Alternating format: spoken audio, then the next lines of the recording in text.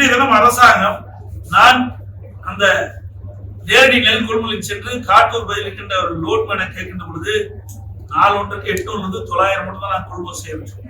ஆனா அமைச்சர் சட்டமன்றத்துல நாள் ஒன்றுக்கு 2000 மூட்டை நான் கொள்முதல் செய்யறோம்.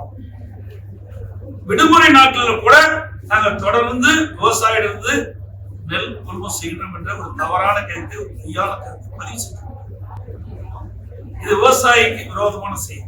கண்டனத்துக்கு இரவென்றும் பகலென்றும் பாராம சுமார் 100 நாட்கள் விவசாயிகள் போராடி அந்த நெற்பயிரை விளைவித்து அறுவடை செய்து அவர்கள் கொண்டு வந்த மூட்டையை கூட இந்த அரசாங்கம் கொள்முதல் செய்யவில்லை என்றால் எதற்கு இந்த அரசாங்கம் இருக்கின்றது? இவருடைய வாழ்வாதாரமே இந்த நெல்லை நம்பித்தான் இருக்கிறது.